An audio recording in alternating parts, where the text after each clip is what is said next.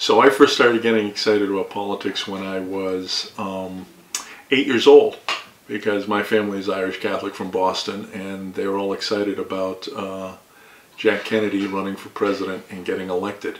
And I remember we were in the middle of a blizzard the day he was inaugurated, the one that had pounded Washington before it went up the coast and pounded the Boston area. So I remember watching it. I remember watching the Purex commercials when that was happening, and I remember the convention where he got in Los Angeles where he got nominated.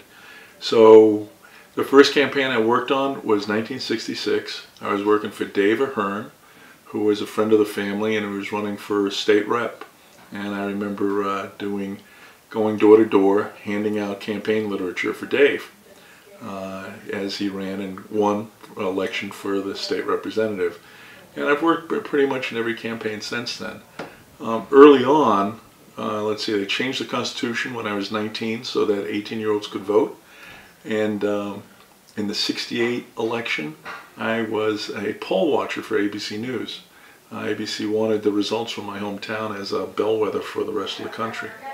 And so in 1972 I voted for the first time because I was 19 and they changed the Constitution so we could vote when we were, if you're over 18.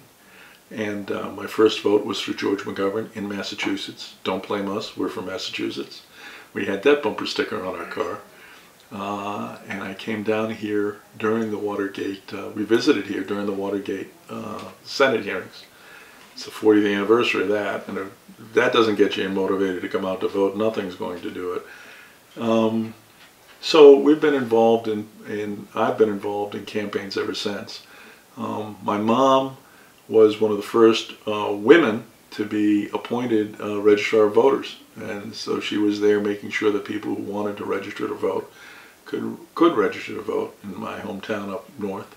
And so, even when we were young, we were encouraged to be election officials and to go to the polls and make sure that everybody who wanted a chance to vote got a chance to vote.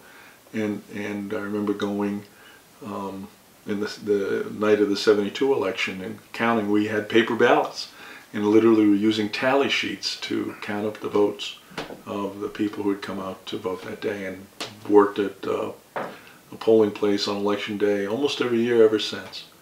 And then after I got away from it as my family came along.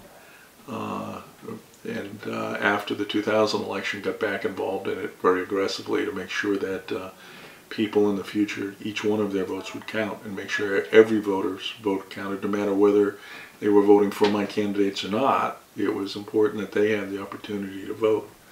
So I've spent a lot of time over the last 11, 12 years engaged in that activity to make sure that everybody's vote got cast and counted.